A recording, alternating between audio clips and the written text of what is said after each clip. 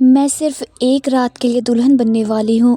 شرط یہ تھی کہ شوہر پوری رات پہ سب کچھ کرے گا، لیکن جب شوہر میرے قریب آیا تو میرا نام سمینہ ہے اور میری زندگی بہت ہی بری تھی۔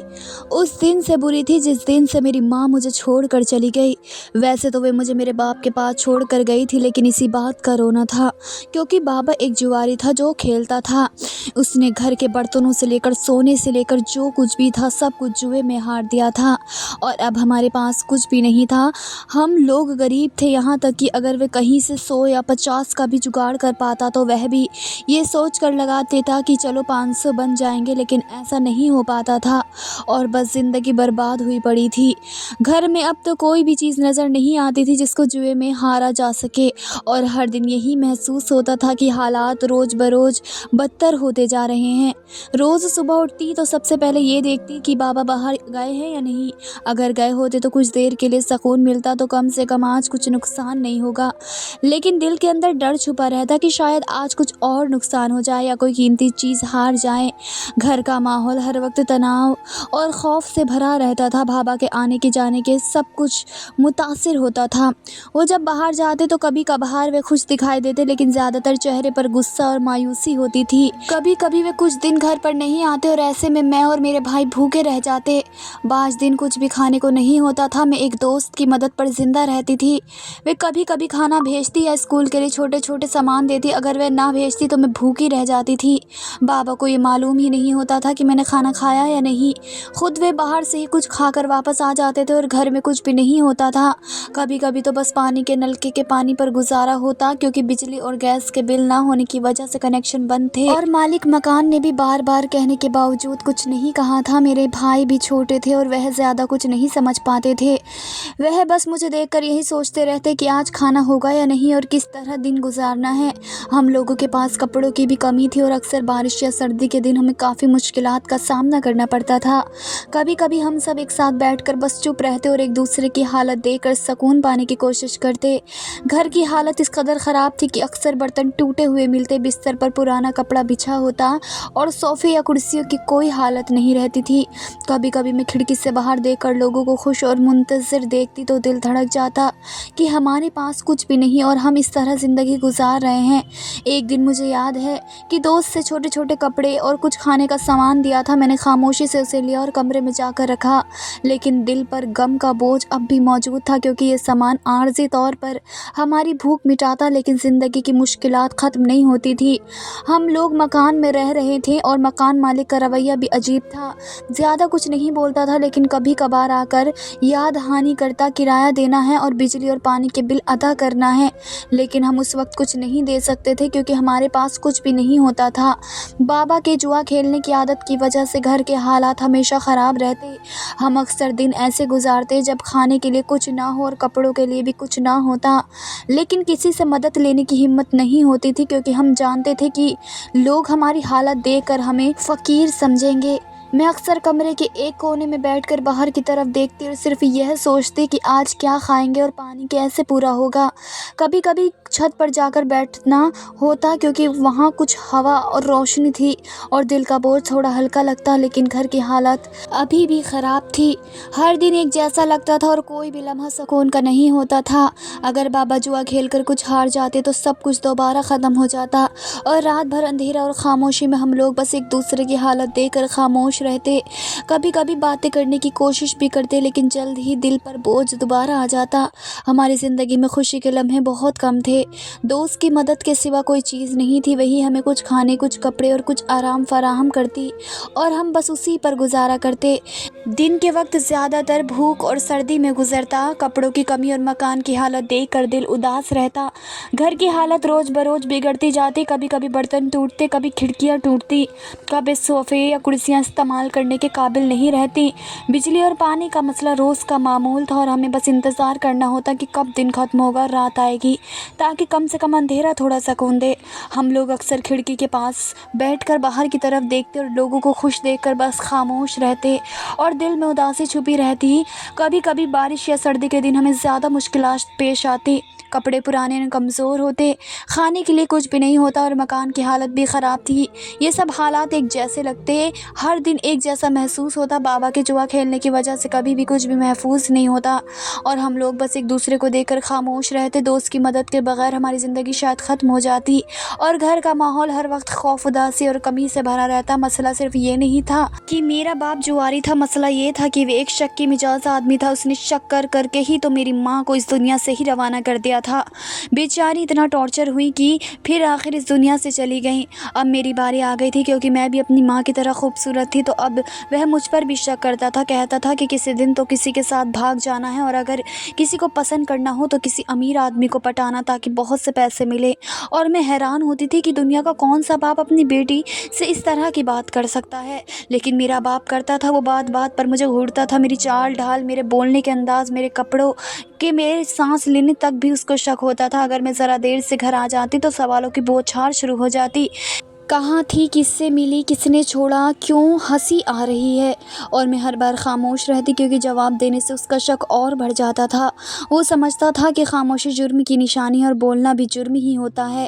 وہ اکثر میری ماں کا ذکر کر کے مجھے ڈراتا تھا کہ وہ بھی ایسی ہی تھی، اس لیے انجام یہ ہوا، اور میں کانپ جاتی تھی، کیونکہ میں نے اپنی ماں کو ٹوٹتے ہوئے دیکھا تھا، اس کے چہرے سے خوشی ختم ہوتے ہی دیکھی تھی، اس کی آنکھوں میں خوف دیکھا تھا، اور آخر میں اس کا بستر پر بے جان پڑا جسم بھی دیکھا تھا۔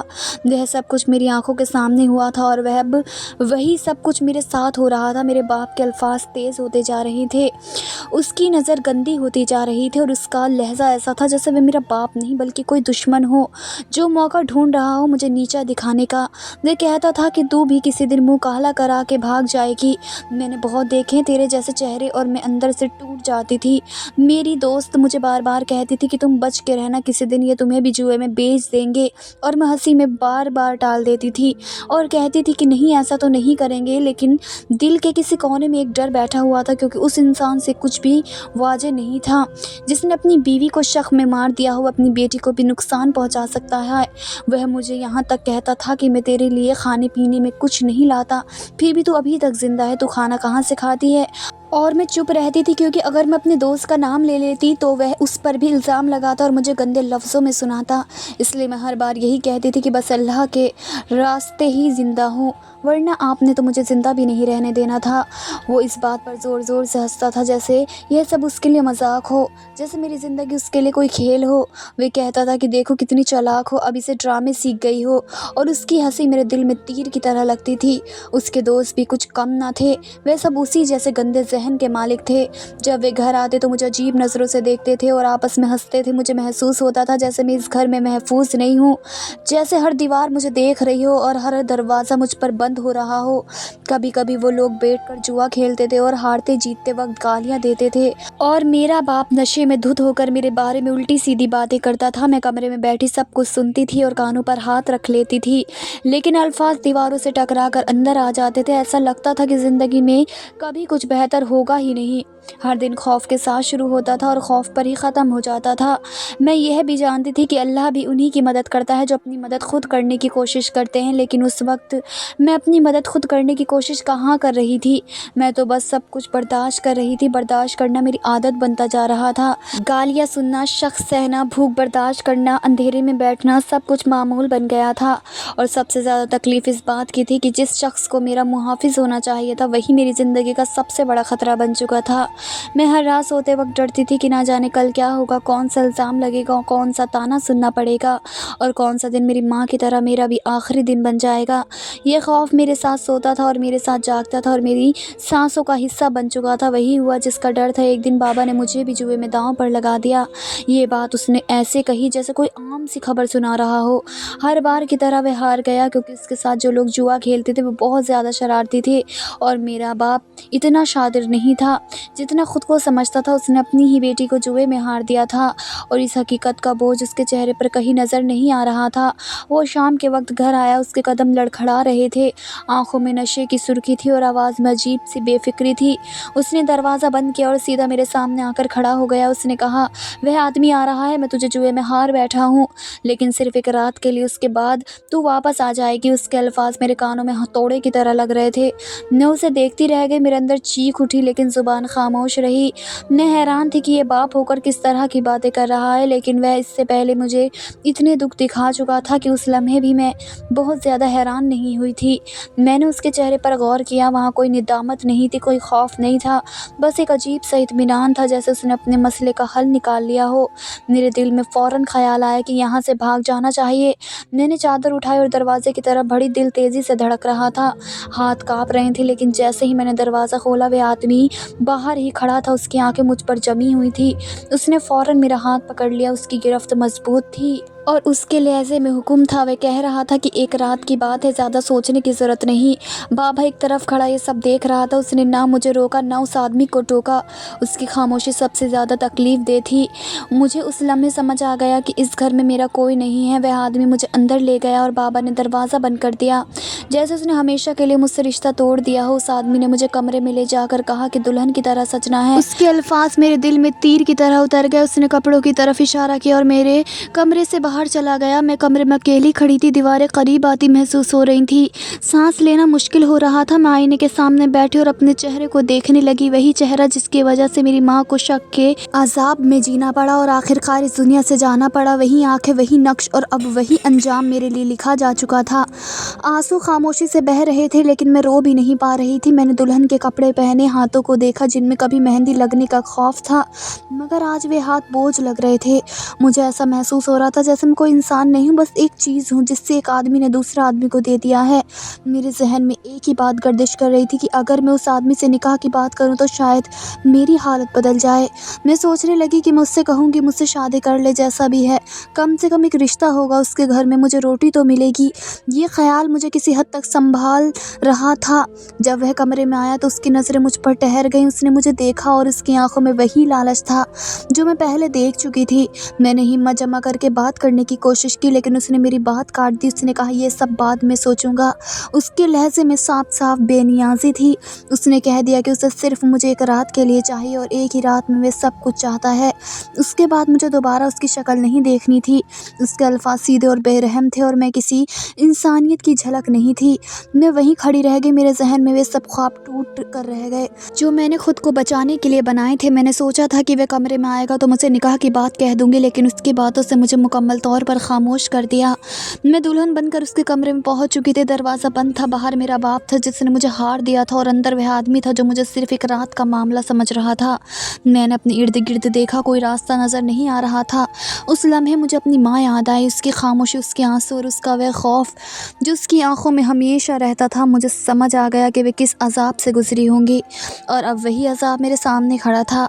ये सब कुछ इतना अजीब था कि जैसे कोई खौफनाक ख्वाब हो, लेकिन ये ख्वाब नहीं था, ये मेरी ज़िंदगी थी।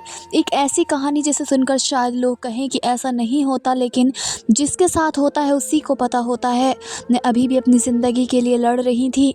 अभी भी मैंने कोई पक्का कदम नहीं उठाया था। अभी भी मैं हालात के सहारे पर थी। मैं बस वक्त के बहाव में बहती जा रही थी और यही मेरी सबसे बड़ी कमज़ोरी थी। कमरे की खामोशी भारी होती जा रही थी। मेरे दिल की धड़कन तेज़ थी और जहन में एक के बाद एक ख्याल आ रहे थे। मुझे नहीं मालूम था कि अगला लम्हा क्या लेकर आएगा, ना ये मालूम था कि उस रात के बाद मेरी ज़िंदगी किस तरफ जाएगी। मैं बस वहाँ बैठी दुल्हन के लिबास में, एक ऐसी दुल्हन जिसका कोई इख्तियार नहीं था, और यही सोच रही थी कि आगे पता नहीं मेरे साथ क्या होने वाला था। इसका मतलब ये था कि जो मैंने सोचा था वह भी नहीं हो सकता था और वही होने वाला था जिससे मैं बचना चाहती थी। मैं इस हकीकत को कबूल नहीं कर पा रही थी। मेरे दिल में एक अजीब सी टूट फूट हो रही थी, जैसे अंदर कुछ बिखर रहा हो। मैं अपने बाप के बारे में सोच रही थी और दिल में उसके लिए नफ़रत भी थी और दुख भी कि जिस शख्स को मेरा साया होना चाहिए था वही मुझे इस हाल में छोड़ चुका था।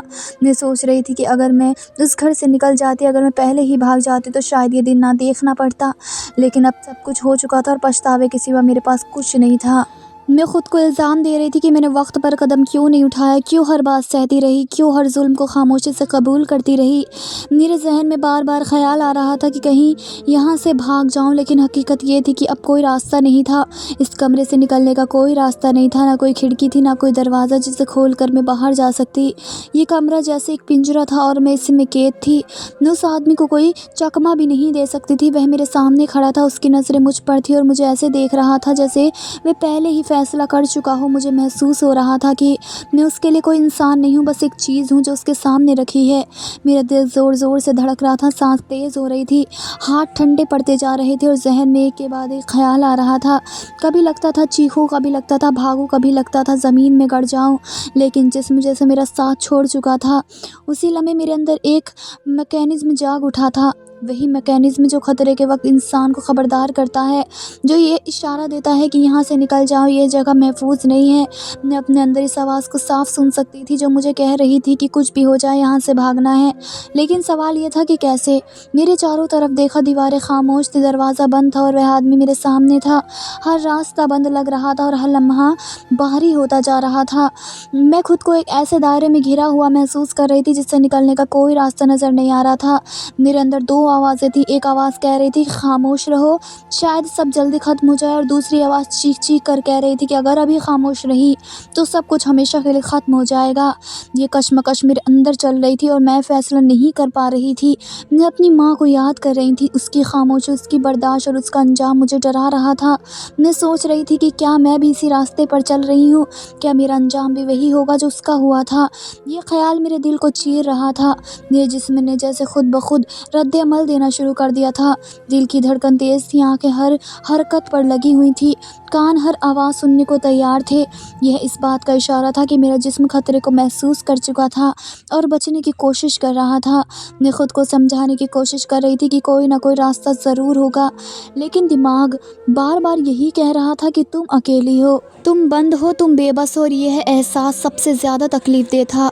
मैंने कभी सोचा भी नहीं था कि ज़िंदगी मुझे इस मोड़ पर लाकर खड़ा कर देगी, जहाँ ना पीछे जाने का रास्ता हो, ना आगे बढ़ने की हिम्मत, बस एक खौफ जो हर सांस के साथ बढ़ता जा रहा हो। वो लम्हे मेरी ज़िंदगी के सबसे लंबे लम्हे थे। हर सेकंड एक घंटे की तरह लग रहा था और मेरे अंदर की कश्मकश ख़त्म होने का नाम नहीं ले रही थी। मैं बस यही चाहती थी कि कुछ होने वाला है और मैं उसके लिए तैयार नहीं हूँ। उस वक्त मुझे यह भी समझ आ रहा था कि असल कैद ये कमरा नहीं है, बल्कि ये खामोशी है जो मैंने बरसों से इख्तियार कर रखी थी। वह बर्दाश्त है जिसने मुझे यहाँ तक पहुँचा दिया था, और यह एहसास मेरे लिए सबसे ज़्यादा भारी था। इससे पहले कि वह आदमी मेरे करीब आता, उसे किसी का फ़ोन आया, और जब वह फ़ोन पर उससे बात कर रहा था तो यह इंशफाक भी उसकी बातों में हुआ कि मेरे बाप ने मुझे जुए में हारा नहीं था, बल्कि मेरे बाप ने मेरे वक्त की कीमत ली थी।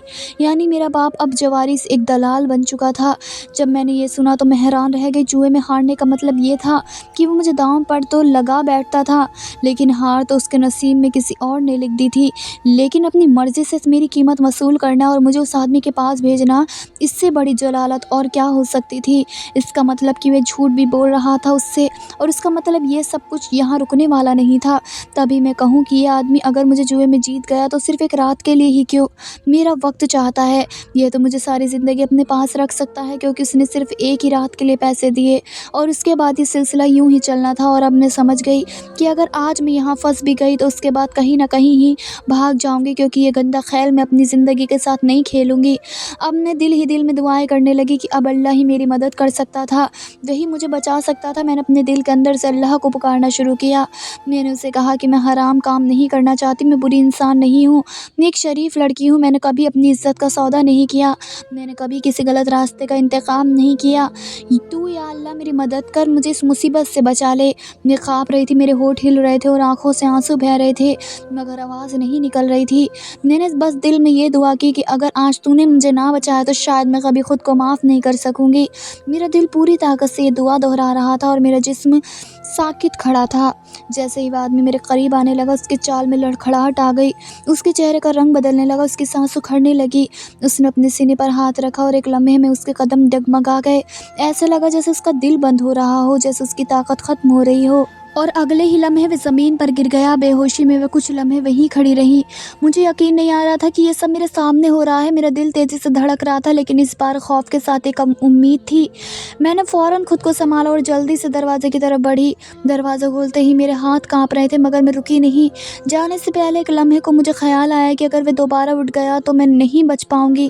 اسی گھبراہٹ میں نے اس کی جیب میں ہاتھ ڈالا۔ میرے ہاتھ میں جو چیز آئی میں نے فوراً جھپٹ لی۔ مجھے نہیں معلوم تھا وہ کیا ہے، بس اتنا معلوم تھا کہ شاید یہ میرے کام آ جائے، اور میں اس کمرے سے باہر نکل کر بھاگ گئی۔ میں پاگلوں کی طرح بھاگ رہی تھی۔ گلیاں، سڑکیں اب دھندلی لگ رہی تھی۔ سانس ٹوٹ رہا تھا مگر قدم نہیں رک رہے تھے۔ مجھے صرف ایک جگہ یاد تھی، وہ یہ ہے گھر جہاں میری دوست رہتی تھی، وہی دوست جو میرے لیے کھانا بھیجا کرتی تھی اور جس کے بارے میں میرے باپ کو کچھ بھی معلوم نہیں تھا، لیکن وہ بھی وہاں مجھے تلاش کرنے نہیں آتا تھا۔ میں سیدھی اس کے گھر پہنچی۔ دروازہ کھٹکھٹانے کی بھی ہمت نہیں تھی۔ میں نے بس دروازے پر دستک دی اور زمین پر بیٹھ گئی۔ جب اس نے دروازہ کھولا اور مجھے اس حال میں دیکھا تو گھبرا گئی۔ اس نے مجھے اندر لیا، پانی دیا، اور جب میری حالت کچھ سنبھلی تو میں نے اسے ساری بات بتا دی۔ وہ سب سن کر حیران رہ گئی۔ اس کی آنکھوں میں آنسو آ گئے۔ وہ بار بار یہی کہہ رہی تھی کہ تم بہت بہادر ہو، تم بچ گئی ہو۔ اسی بات قسمت سے اس کے گھر اس کا ایک کزن آیا ہوا تھا جو پہلے ایک دفعہ شادی کر چکا تھا۔ اس کی بیوی اس دنیا میں نہیں رہی تھی۔ اس کے 2 بچے تھے، ایک بیٹا اور ایک بیٹی، اور وہ اپنی شادی کی بات کرنے آیا تھا۔ اس نے میری پوری بات خاموشی سے سنی۔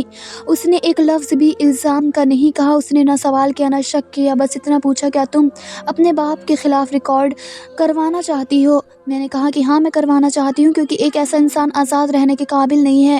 اس نے پورے معاملے میں میری مدد کی۔ وہ مجھے اپنے ساتھ لے گیا۔ اس نے پولیس میں بات کی، میرا بیان ریکارڈ کروایا اور میرے باپ کو پکڑ لیا گیا۔ مجھے اس وقت سکون ملا، کیونکہ ایسے انسان پولیس کی حراست میں ہی اچھے لگتے ہیں۔ میں انہی لوگوں کے گھر میں رہنے لگی۔ وہاں مجھے پہلی دفعہ تحفظ کا احساس ہوا۔ کوئی مجھے شکی نظر سے نہیں دیکھتا تھا، کوئی مجھے ڈراتا نہیں تھا، کوئی مجھ پر الزام نہیں لگاتا تھا۔ کچھ دن بعد میری دوست نے مجھ سے ایک عجیب سی بات کہی۔ اس نے تھوڑا جھجکتے ہوئے کہا کہ مصطفیٰ بھائی کہہ رہے تھے کہ تم اگر ان سے شادی کر لو اور ان کے بچوں کو سنبھالنے کی ذمہ داری اٹھا لو تو وہ تمہیں عزت اور محبت دینے کو تیار ہیں۔ یہ سن کر میں حیران رہ گئی۔ میں نے کبھی سوچا بھی نہیں تھا کہ میری زندگی اس موڑ پر آ کر کسی رشتے کی بات کرے گی۔ میں نے سوچنے کے لیے تھوڑا وقت مانگا۔ میں نے بچوں کو دیکھا، وہ دونوں بہت پیارے تھے، معصوم تھے، اور مصطفیٰ بھی بہت اچھا انسان تھا۔ اس نے میری مدد کی تھی بغیر یہ جانے کہ میں کون ہوں یا میرے ساتھ کیا ہوا ہے، یہ لوگ میرے بارے میں کیا سوچ سکتے ہیں۔ اس نے مجھ پر کوئی الزام نہیں لگایا تھا۔ اس نے مجھے ایک انسان کی طرح دیکھا تھا، اور یہ بات میرے دل کو چھو گئی۔ میں نے سوچ لیا اور کہہ دیا ہاں، میں ایسا کرنے کو تیار ہوں۔ میری دوست یہ سن کر بہت خوش ہو گئی۔ اس نے ہنستے ہوئے کہا کہ پھر تو تم میری بھابھی بن گئی ہو، کیونکہ یہ میرے ماموں کا بیٹا ہے۔ اور یوں بہت سادگی سے ہمارا نکاح کروا دیا گیا۔ اس دن پہلی بار مجھے لگا کہ شاید زندگی نے میرے لیے بھی کوئی نرم گوشہ رکھا ہے، اور شاید یہ سب اللہ کی وہ مدد تھی جس کی دعا میں نے اسے اندھیرے کمرے میں مانگی تھی۔ وہ آدمی جو میرا شوہر بن چکا تھا، جس کا نام مصطفیٰ تھا، وہ مجھے اپنے گھر لے گیا۔ میں نے جیسے ہی اس کے گھر کا دروازہ کھولا، اندر کا ماحول دیکھا تو ایک سکون سا محسوس ہوا۔ گھر میں بچوں کی ہنسی تھی، کھیلنے کی آوازیں تھی۔ وہ ماحول بالکل مختلف تھا اس کے اور میرے پچھلے حالات سے۔ میں نے سب سے پہلے مصطفیٰ کے بچوں کو دیکھا۔ وہ معصوم اور چھوٹے تھے، ایک بیٹا اور ایک بیٹی۔ ان کی آنکھوں میں بھروسے کی چمک تھی، اور وہ پہلی نظر میں ہی مجھے دیکھ کر مسکرائے۔ میں نے فوراً خود کو سنبھالا اور سوچا کہ اب وقت ہے ان کی دیکھ بھال کرنے کا، ان کی ذمہ داری اٹھانے کا۔ مصطفیٰ باہر سے کھانا لینے گیا ہوا تھا، اور جب وہ واپس آیا تو میں نے دونوں بچوں کو کھانا کھلا کر سلا دیا تھا۔ وہ دیکھ کر حیران رہ گیا کہ میں نے اتنی جلدی اور اتنی محبت سے ان کی ذمہ داری سنبھال لی ہے۔ اس کے چہرے پر خوشی اور حیرت دونوں کی ملی جلی کیفیت تھی۔ وہ مجھے دیکھ کر کہنے لگا کہ تم واقعی دعا کا صلہ ہو۔ تمہیں پا کر اس کے دل کو اتنی خوشی ہوئی کہ الفاظ میں بیان نہیں کر سکتا۔ میں نے اس کی طرف دیکھا، مسکرائی اور دل میں سوچا کہ آخرکار میری زندگی میں سکون آیا ہے۔ اس دن کے بعد مصطفیٰ کا رویہ بدل گیا۔ وہ میرے لیے ایک دیوانے کی طرح ہو گیا۔ جو بھی گھر کے کام میں کرتی، بچوں کی دیکھ بھال میں کرتی، کھانے کی تیاریاں میں ہاتھ بٹاتی، تو وہ ہر بار مجھے تعریف کے پھولوں سے نوازتا، کہتا کہ تم مجھے کہاں سے مل گئی، تم تو کسی دعا کا صلہ ہو۔ وہ میری ہر بات کا احترام کرتا، میری ہر ضرورت کو پہلے سمجھتا، اور اس بات کو یقینی بناتا کہ میں ہمیشہ خوش رہوں۔ وہ نہ صرف میری خوشی کا خیال رکھتا بلکہ میری عزت کا بھی خاص خیال کرتا۔ میں بھی اس کے بچوں سے بہت محبت کرنے لگی۔ شروع میں میں انہیں صرف دیکھ کر مسکراتی رہی، لیکن جلد ہی میں ان کے ساتھ کھیلنے لگی، انہیں پڑھانے لگی، کھانا کھلانے لگی، اور ہر چھوٹے بڑے کام میں ان کی مدد کرنے لگی۔ یہ دونوں بچے بھی مجھے اپنی ماں کی طرح محسوس کرنے لگے۔ ایک دن بیٹے نے مجھے اپنے ہاتھ پکڑ کر کہا کہ ماما، آپ ہماری ماں ہیں، اور بیٹی بھی ہنستے ہوئے کہتی ماما آپ ہی ہمارے لیے سب کچھ ہیں۔ اس نے یہ الفاظ سن کر میرے دل میں ایک عجیب سا سکون اور خوشی پیدا ہوئی، ایسا سکون جو میں نے اپنی زندگی میں شاید کبھی محسوس نہیں کیا تھا۔ سال بھر میں نہیں گزرا تھا کہ دونوں بچے مجھے ہی ماما کہنے لگے۔ وہ ہر کام میں میرا ہاتھ تھام لیتے، میری بات سنتے اور جو بھی کام کرتے میں ہمیشہ ان کے ساتھ رہتی۔ مجھے بہت خوشی ہوئی کہ میں واقعی ان کے لیے سب کچھ بن گئی تھی۔ مصطفیٰ بھی میری اس محبت اور محنت کو دیکھ کر دیوانہ ہو گیا تھا۔ وہ کہتا کہ تم جتنی محبت سے بچوں کا خیال رکھتی ہو اور جتنا پیار تم ہمیں دیتی ہو، میں تمہارا غلام بن جاتا ہوں۔ وہ ہر روز میری تعریف کرتا اور میں بھی اس کی محبت اور حمایت کے بغیر اپنی زندگی کا تصور نہیں کر سکتی تھی۔ مصطفیٰ کے ساتھ زندگی گزرنے لگی، میں نے اپنی پچھلی زندگی کی مشکلات کو پیچھے چھوڑ دیا۔ ہر دن جو سکون، محبت اور حفاظت بھی محسوس کر رہی تھی وہ واقعی کسی خواب کی طرح لگتی تھی۔ مصطفیٰ کی محبت، بچوں کی مسکراہٹیں، گھر کا سکون، سب کچھ مل کر مجھے ایک نئی زندگی دے رہے تھے۔ میں روزانہ شکر ادا کرتی تھی کہ اللہ نے مجھے ایسا انسان سے ملا دیا جو نہ صرف اچھا ہے بلکہ میرے دل کی ہر خواہش کو سمجھتا ہے اور پورا کرتا ہے۔ میرے والد کی باتیں اب مجھے کسی بھی حد تک متاثر نہیں کر رہی تھی۔ پولیس نے انہیں گرفتار کر لیا تھا اور بعد میں انہی کے نکمے دوستوں نے ان کی ضمانت کروائی تھی، لیکن اب مجھے ان کے ساتھ کیا ہوتا ہے، کہاں سے کھاتے ہیں، کہاں رہتے ہیں، مجھے اس میں کوئی دلچسپی نہیں تھی۔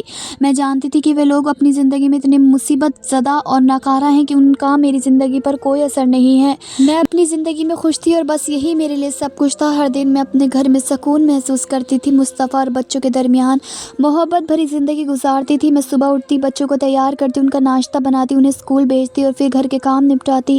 مصطفیٰ اکثر دیر سے گھر آتا، لیکن جب بھی آتا تو وہ بچوں کے ساتھ کھیلتا، ان کو کہانیاں سناتا اور پھر مجھ سے بیٹھ کر بات کرتا۔ وہ ہمیشہ میرے جذبات کا خیال رکھتا اور میرے ساتھ ہر خوشی اور دکھ بانٹتا۔ مصطفیٰ کی محبت مجھے ایک مضبوط انسان بنا رہی تھی۔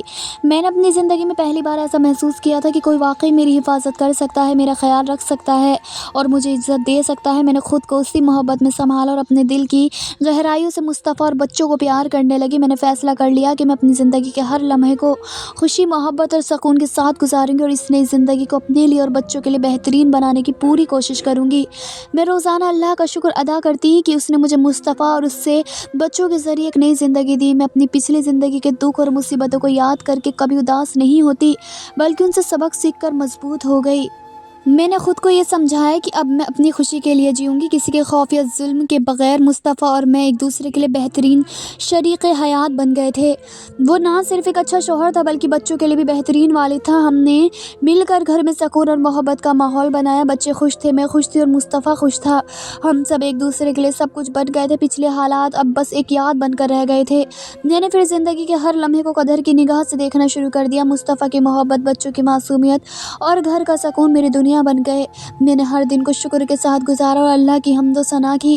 اب میں اپنی زندگی میں مکمل طور پر خوش تھی، کوئی خوف نہیں تھا، کوئی شک نہیں تھا، صرف محبت، سکون اور خوشی۔